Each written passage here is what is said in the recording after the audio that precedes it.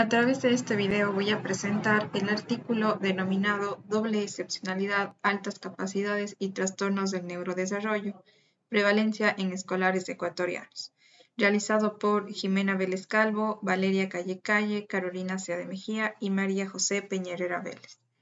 Vamos a iniciar con una breve introducción en la que se define que la doble excepcionalidad es la presencia de dos necesidades educativas distintas, es decir, las altas capacidades y la presentación de uno o varios trastornos del neurodesarrollo, como por ejemplo el trastorno por déficit de atención con hiperactividad o las dificultades específicas en el aprendizaje como la dislexia, la discalculia, entre otras. Cabe mencionar que es difícil reconocer a esta población debido a que muchas veces se atiende a la necesidad educativa asociada y no la alta capacidad. Es también importante indicar que su identificación es muy compleja y a veces se dan diagnósticos erróneos.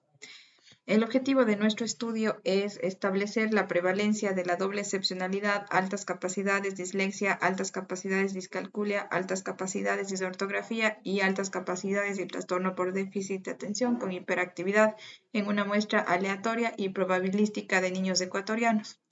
Para cumplir este objetivo es importante explicar el método, destacando el tipo de estudio, que es descriptivo de corte transversal, en el que participaron 628 niños de cuarto año y 658 niños de sexto año de educación general básica. Los instrumentos utilizados fueron los siguientes.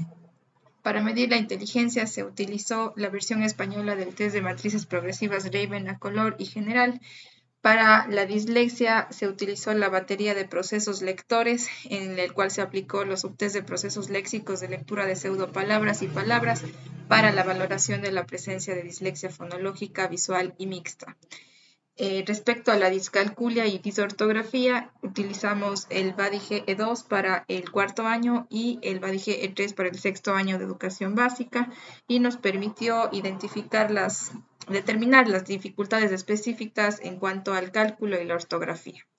Finalmente, para el trastorno por déficit de atención con hiperactividad, se utilizó la versión abreviada de la versión española de la escala de Conners para padres y para profesores.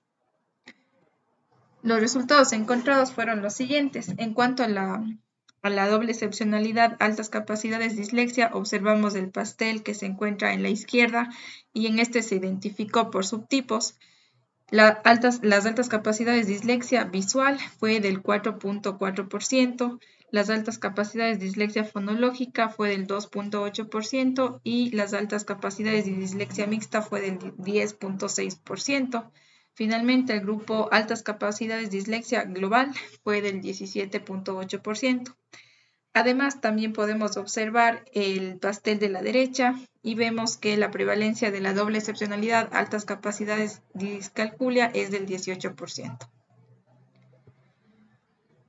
Para la doble excepcionalidad, altas capacidades de disortografía, el porcentaje fue del 7.1%, mientras que en el pastel de la derecha se señala la prevalencia de la doble excepcionalidad, altas capacidades y el trastorno por déficit de atención con hiperactividad, y este se determinó por subtipos.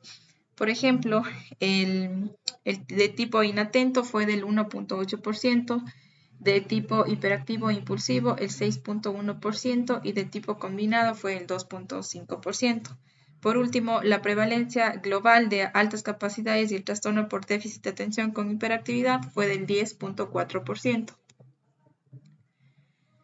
En cuanto a la discusión, como observamos, la prevalencia permite describir e identificar los casos de estudiantes que presentan altas capacidades y también simultáneamente poseen dificultades en el proceso de su aprendizaje u otros trastornos del neurodesarrollo. Su identificación es compleja, esto dificulta que su reconocimiento sea adecuado y también por ello estudios previos han estimado entre un 10 y 15% de esta población. Sin embargo, estudios recientes incrementan y detectan un 30% de estudiantes con esta dualidad.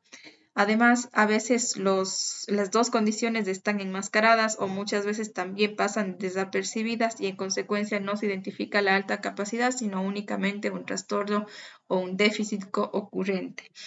Esto genera que se atienda al déficit y no al talento latente, que es propio de la alta capacidad. Además, el diagnóstico podría tener variaciones en cuanto a a investigaciones recientes podrían variar por los instrumentos usados, el tamaño muestral, los tipos de estudios que se efectúen y la metodología en general. Con esto podemos concluir que los porcentajes permiten estimar que es una población poco identificada y por ende todas las necesidades son escasamente atendidas.